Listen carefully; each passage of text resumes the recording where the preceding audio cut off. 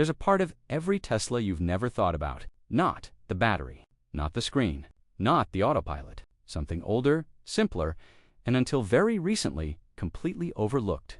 And in the last 2 years, Tesla has made a change to this one component that the company never announced, never marketed, and never held a press conference for. But the engineers who noticed it went quiet, because what it implies about where Tesla is actually going is far more unsettling than anything on the spec sheet. This is a story about a motor. But stay with me, because by the end, you'll realize it was never really about the motor at all. Let's go back further than most people expect. Not to Elon Musk, not to the Roadster. Further, to a man working alone in a laboratory in the 1880s, surrounded by equipment most people couldn't name, chasing an idea most people thought was insane. His name was Nikola Tesla. And what he built in that lab, a motor that ran on no fuel, made no sound, and produced no smoke, was considered so strange at the time that even other scientists didn't know what to do with it. It ran on alternating current, electricity that didn't flow in one direction but reversed, back and forth, dozens of times per second. And that reversal, that rhythm, is what made the motor spin. Clean, silent, frictionless. It looked like nothing. It sounded like nothing. And that was exactly the point. Nobody fully appreciated what Tesla had created. Not then fast forward about 120 years. A man named Elon Musk is starting a car company. And when it came time to name it, he didn't choose something bold or futuristic. He chose Tesla.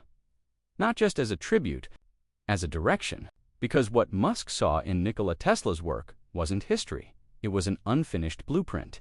The AC motor concept had been sitting there for over a century, largely unchanged, largely underused.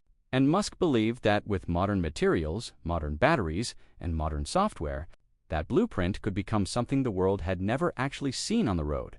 The first test of that belief was the Roadster. When Tesla launched the Roadster, expectations were low.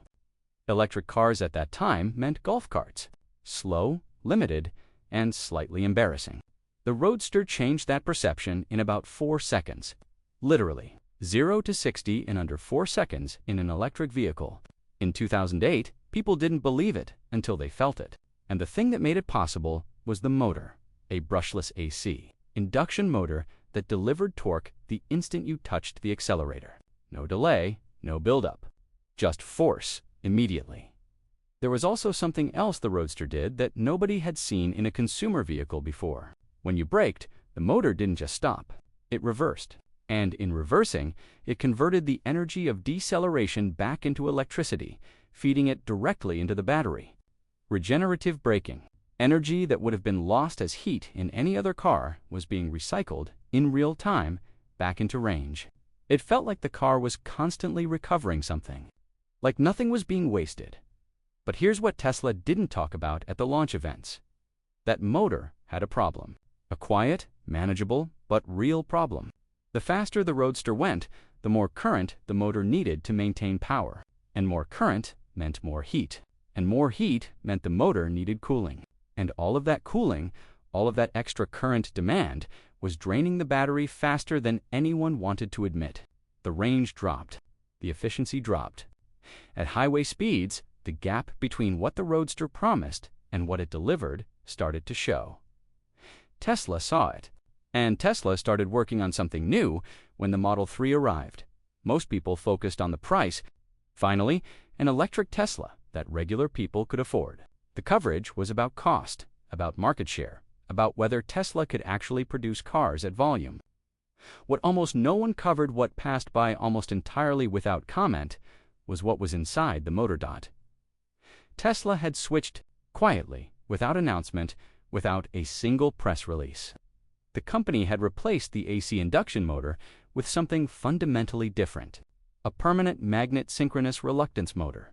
The name is a mouthful. But the idea behind it is worth understanding, because it changed everything.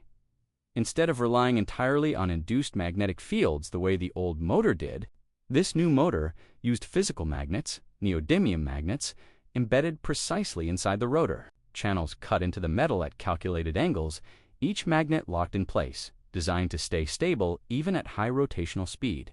The result was a motor that was smaller, lighter, and dramatically more efficient than its predecessor. Less current needed, less heat generated. Less strain on the battery, more range per charge. But the deeper change wasn't in the hardware. It was in the software. This motor didn't just spin, it thought. At low speeds, in city traffic, the system pushed more torque for immediate responsiveness. On the highway, it shifted into an efficiency mode, reducing torque, stretching the battery. Sensors tracked temperature, load, rotation speed, and current draw in real time, adjusting the magnetic field dynamically, millisecond by millisecond. The motor had become a managed system, not a part of the car, a participant in it. And at the center of all of it, doing the quiet work that made the whole thing possible, was neodymium. This is where the story starts to get uncomfortable. Neodymium is classified as a rare earth element. That word rare is doing a lot of work. It's not just uncommon. It's geographically concentrated in ways that have nothing to do with geology and everything to do with politics. The majority of the world's neodymium supply is mined, processed, and controlled by China. Not partially, predominantly. And the extraction process is not clean. Large sections of land stripped away. Toxic chemicals used to separate the element from surrounding rock. Contaminated water seeping into surrounding communities. Long-term environmental damage that doesn't show up in the price of the magnet, but shows up everywhere else. Tesla had built its efficiency miracle on this foundation, a material that was powerful, precise, and increasingly dangerous to depend on. Here's the scenario that started keeping Tesla's supply chain engineers awake at night. Imagine China decides, for any reason, political tension, trade dispute, strategic leverage, to restrict neodymium exports, or simply to raise the price dramatically. Overnight, Tesla's cost per motor increases. Production slows. Delivery timelines stretch. The vehicles that millions of people are waiting for don't arrive. And there is no immediate substitute because the entire motor architecture was built around the specific magnetic properties of this one material. Tesla had engineered itself into a corner. Brilliantly, efficiently, profitably, and dangerously. The question wasn't whether neodymium was a good material. It was. The question was whether Tesla could afford to build millions of vehicles on a material it didn't control, couldn't replicate quickly, and couldn't source without geopolitical risk. And when you frame it that way, the answer is obvious. No, not at scale, not sustainably, not for the long term. So Tesla started looking at something most engineers would have dismissed immediately. A magnet so ordinary it was almost embarrassing. Ferrite, the same material in the door seal of your refrigerator.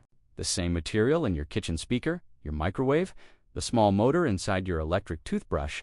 Iron oxide, essentially rust, mixed with cheap, widely available metals like manganese or zinc, pressed and fired into shape. Found on every continent. Mined without destroying ecosystems. Priced at a fraction of not controlled by any single country. Not subject to supply chain manipulation. The problem was obvious to anyone who had ever worked with motors. Ferrite magnets are weak. Significantly weaker than If you swapped one for the other without changing anything else, the motor would lose efficiency, lose torque, lose the precise performance characteristics that made Tesla's vehicles feel the way they did. You couldn't just replace the magnet. The whole architecture would have to change. And this is the part of the story that most coverage misses entirely. Tesla's answer wasn't to find a stronger ceramic magnet.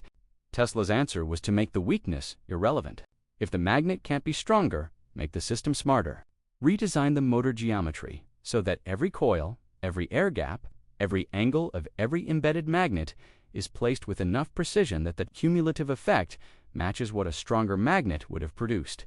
Then write the software to manage the current and patterns so efficient that the motor performs beyond what the physical components alone should allow. In other words, replace scarcity with intelligence. This is not a small idea. This is a fundamental shift in how electric motors get designed.